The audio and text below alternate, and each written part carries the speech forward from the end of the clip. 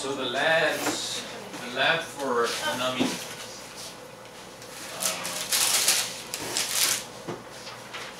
Again, as an assistant, your role is basically one, having the proper anesthetic, reviewing the medical history, making sure if they do have hypertension or any cardiac problems, that we make sure that we either have anesthetic that has no vasoconstrictor, and we'll show you the different ones that we have, or if they have controlled hypertension, I'm okay using it as long as they've taken their medication and you've taken the blood pressure and it's somewhere, normal.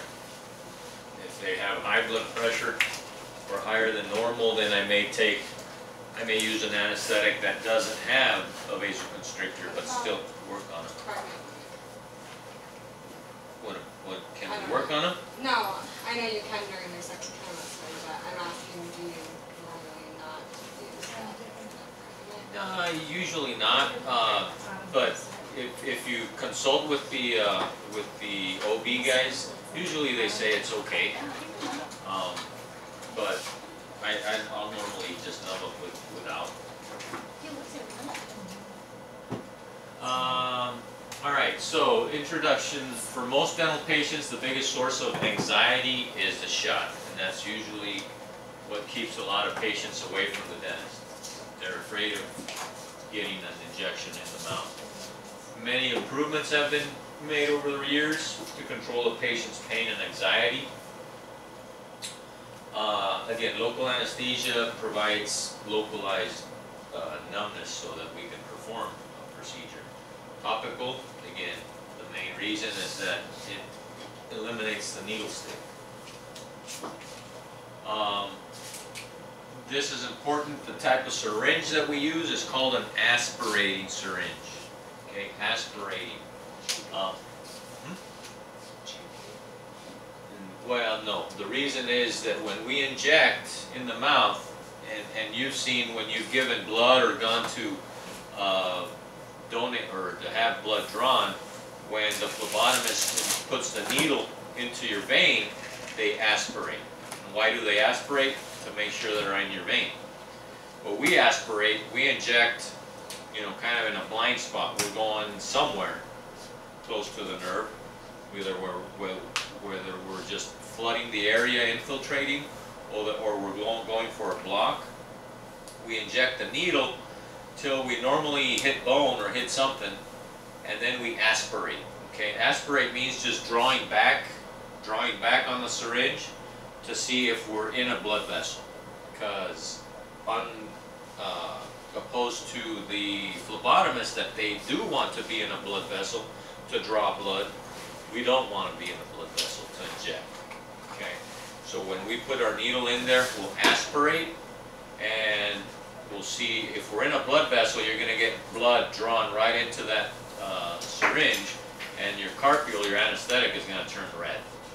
Okay, if you are, then you pull out, move it, go in somewhere else, aspirate again. If your cartridge turns red where you really got a lot, then you need to change it, because then you need to check if you go somewhere else and you aspirate, make sure that you're not. So that's why it's called an aspirating syringe. Not that you're going to aspirate something down the throat, it's just that we aspirate by drawing, and you'll see it when you load it right now and you guys put them together. It's got a thumb ring, and when we inject, you draw back on the thumb ring, and I'll show you how that works right now. Questions on why it's called an aspirating syringe? That's on the test. Okay, so this is kind of what it looks like. Again, you've got your thumb ring right here. This is where my fingers go. Okay, it goes like this. This is where the cartridge goes in here. Then it has what we call a harpoon. Okay, and that harpoon is part of this plunger right here. Okay, the cartridge goes in there, and that harpoon locks into a little rubber stop in the back of the anesthetic cartridge. So you make sure when you put the cartridge there, you hit the back of the thumb ring, with a firm but not too hard, just good tap so that that harpoon goes into that rubber stopper, because if you don't, when I aspirate, it's not going to draw anything because it's not locked in. That harpoon, it has to lock into that back rubber stopper so that you can aspirate correctly.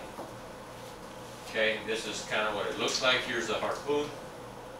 Again, it's just a piston that goes up and down. Here's a positive aspiration. Okay, that's what your cartridge will look like. Okay, so you went in there, you aspirated, and it turned red. Okay, so normally they're clear like water, but if you aspirate, you get blood, it'll turn red like that. And that's what you don't want. If you do that, then you got to move and inject somewhere else. Because you don't want to inject a whole cartridge of anesthetic in a blood vessel. That's, the patient won't like that. The office that I'm shopping at, their carpels are like dark brownish red, the glasses. How do you tell? I don't know. You can't see it all through? No, you can a little, but not much. I don't know which one it is. Let me know which one it is. Usually they're clear. I don't know which one that is. Again, the needle is what penetrates through the tissue. There's different sizes. Some are short, some are long. And then the other thing is the bore, how wide they are. Okay, there's a 30 gauge, a 27 gauge, and a 25 gauge. We normally use either a 30 gauge, which is a real thin one, or a 27 gauge, which is average. And then there's a 25 gauge, which is a red, the bigger needle. The bigger, obviously, the pinches a little bit more. So, but I don't like to use a thin one when I'm going deep into the tissue, because it just kind of... And why do you shake? Yeah, it just kind of distracts the patient. It's just a trick that they teach, just to have the patient think of something else. That's worse. It's worse. That's worse than the needle stick usually. So just don't shake my chest. Again, the cartridge is referred to as a carpule. It's in a glass cylinder containing the anesthetic solution. Again, here are the needles. You've got a 25 gauge short and long, and a 27 short long, and a 30 short long. So would 30 be the skinniest? So yeah, the blue, the 30 is the thinnest, the skinniest, or the Is that like a butterfly needle? I don't know what the butterfly needle gauge is, but yeah, they're pretty thin. So again, this, I don't know what color it is, but again, this is how you, what you should have out on the table. Okay, how do you prepare it? How do you load it? Okay, the dental assistant should prepare the syringe out of the patient's view. Topical anesthetic can be applied by the dentist or the assistant. Okay, what do you need? Again, sterile syringe, disposable needle, the cartridge, and 2x2 gauze. Okay, so what are the things that you need to put an anesthetic syringe together? You need the syringe, which is sterilized, the disposable needle, and the cartridge, and a 2x2 gauze. Okay, what are the steps? Following the aseptic procedure, select the needle that we need. And normally for an upper, I use a short needle, or a blue. Okay, and that is me. For the lower, I use a long 27 gauge, or the yellow long. Okay, and that's just me. Dr. Cervantes uses the blue everywhere. So again, you just learn what the dentist likes, and that's what you have out, depending on what teeth he's working on. So you have that. You open it, and you pull back to load it. You pull back on the thumb, and that'll allow you to put the cartridge in there. And then while it's retracted, you load the cartridge, and then you're gonna again give it a tap on the back on the thumb ring to engage the harpoon into the plastic stopper. This you don't want to do. You want to make sure that your finger is not between that harpoon. Okay, because if you tap it and that finger is there, that harpoon will go right through your finger. And I've done that. And had to have it cut out and stitched. So, I went like that, and the cartridge actually broke. And so when I went like that, the harpoon kept going, and it caught my finger right through here. So you can give it a good tap, but just make sure your fingers are out of the way. Don't hit it too hard because the glass will break. Can you tap it just upside down? You can. Let's see. So push the piston into the rubber stopper. The other thing that you can do is before you put the needle on, put the cartridge in, and then you can go like that. If you put the needle in, you go like that, then you're going to squirt out. But if you put the cartridge in, or the carpule in, and go like that, it's going to go in, but until you put the needle, nothing's going to come out. So you can load the carpule, press it, and then put your needle. Remove the protective cap from the back of the needle and you screw it in. Then you remove the cover for the needle. You want to break the seal and leave it loose. Okay, you don't want to open it, but just leave it loose, because when you're going to hand it to the dentist, it should slide out fairly easy. You want to, you can take it off and make sure that the carpule engaged, and you can squirt up and make sure there's some liquid coming out, and then just leave the lid kind of loose. Okay, so topical. The dental assistant should verify the type of anesthetic. We'll see that right now. Where do you place it? Place the topical anesthetic, seat the patient, review the medical history. That's important because that's what's going to determine what anesthetic you have out. Try not to use the words shot, injection, pain, especially with kids.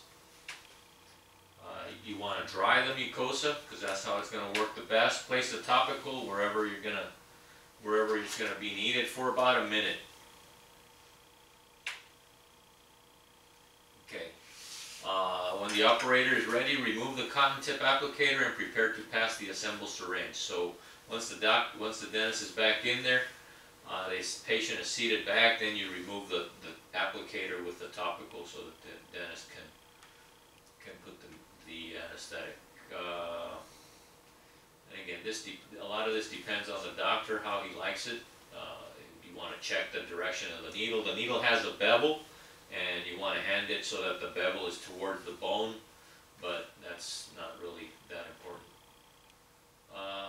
You want to pass the syringe below the patient's chin, again in the transfer zone, or somewhere around so that the patient isn't seeing it. Try to distract the patient.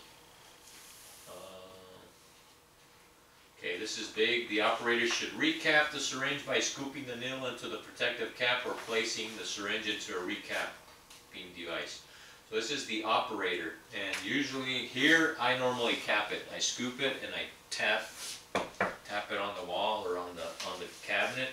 But you'll have a doctor, you may go to a doctor where they're going to hand you an uncapped syringe. After they inject, they'll just hand it to you. Now that's dangerous, okay, for you. So you just need to know, and we'll teach you how to scoop up the cap without, you don't ever want to recap like this. Okay, grabbing the cap and then you want to scoop it and then tap it on the wall or somehow, but never use your other hand. If a second injection is needed, remove the empty cartridge. You can reload it if there's another one. The recap syringe should be set aside during the procedure and kept close just in case you need more. After the anesthetic, you want to get in there and rinse. Get the bad taste of the anesthetic out. So be ready to rinse and suction. Unloading the anesthetic, you're just going to reverse follow the procedure. After you dismiss the patient, replace safety gloves, take the syringe apart. The needle is going to go into the sharps container, and here we have it underneath the sink. There's a sharp container, so our needles never leave the operatory. They're disassembled there and the needles go in there. Okay, some places you'll take it into the sterilizing room and there'll be a sharps container there.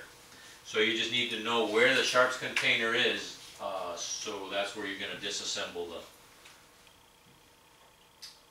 So to disassemble it, again, you're just gonna pull back on the piston, and the harpoon comes off, and take the cartridge out, unscrew, and we'll show you how to unscrew the tip with a hemostat, which is the safest way. This is what you don't want to do. Okay, have it between your fingers and go to recap. Okay, you want to do something like this where you scoop it and then cap it, or I normally just tap it on the wall or on the cabinet. Do you throw out the entire syringe or just the needle? No, the only thing that you throw out is the needle and the cartridge. The cap. And what? The cap. Well, yeah, the whole tip, the cap, the needle. If it's And metal, those- you don't throw it away. But Other you than- don't throw it, you put it into the sharp container. It doesn't go into the trash can. It goes into the into the sharps container. Again, recapping contaminated syringes is the most common time for needle sticks to occur. Care should always be taken to use safe recapping techniques such as scooping, using a needle holder, or recapping. There's certain things that, and some offices will have them. There's like a piece of cardboard where the lid of the syringe is like that, and that's where you put it. Some have it on top of it looks like an amalgam well kind of, where you stand the lid and you put the syringe in there. So there's different things that a dentist can buy or a clinic can have so that you're not recapping with your fingers. And I think I told you one of our assistants that graduated, she's the first one that's poked herself with the syringe in her externship. So it does happen, you just have to be careful. All right. Questions? All right, let's take the quiz real quick. And then,